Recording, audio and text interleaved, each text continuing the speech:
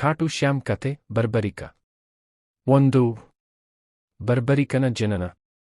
ಬರ್ಬರಿಕನು ಭೀಮ ಅವರ ಮೊಮ್ಮಗ ಮತ್ತು ಘಟೋತ್ಕಚ ಅವರ ಮಗ. ಬಾಲ್ಯದಿಂದಲೇ ಅವನು ಧೈರ್ಯಶಾಲಿ ಮತ್ತು ಕೃಷ್ಣನ ಭಕ್ತನಾಗಿದ್ದನು. 2. 3 ಬಾಣಗಳ ವರ.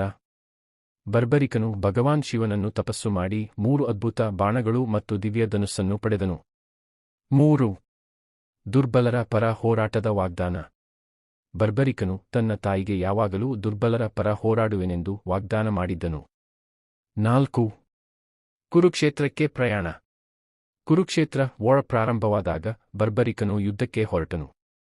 5. ಕೃಷ್ಣನ ಭೇಟಿಯು. ಭಗವಾನ್ ಕೃಷ್ಣ ಬ್ರಾಹ್ಮಣನ ರೂಪದಲ್ಲಿ ಬರ್ಬರಿಕನನ್ನು ಪರೀಕ್ಷಿಸಿದರು. 6. ಬಾಣದ ಶಕ್ತಿ ಪ್ರದರ್ಶನ. ಬರ್ಬರಿಕನು ಒಂದು ಬಾಣದಿಂದ ಎಲ್ಲಾ ಗುರಿಗಳನ್ನು ಗುರುತು ಮಾಡಿ ಮತ್ತೊಂದು ಬಾಣದಿಂದ ಅವುಗಳನ್ನು ನಾಶ ಮಾಡಬಹುದು ಎಂದು ತೋರಿಸಿದನು. 7. ಕೃಷ್ಣನ ತ್ಯಾಗದ ಬೇಡಿಕೆ.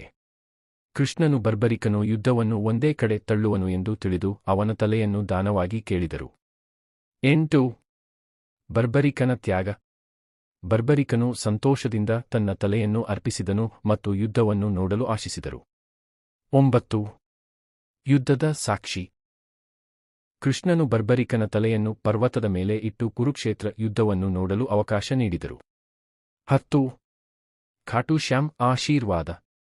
ಯುದ್ಧದ ನಂತರ ಕೃಷ್ಣನು ಅವನಿಗೆ ಕಲಿಯುಗದಲ್ಲಿ ಖಾಟು ಶ್ಯಾಮ್ ಎಂದು ಪೂಜಿಸಲ್ಪಡುವೆ ಎಂದು ಆಶೀರ್ವದಿಸಿದರು.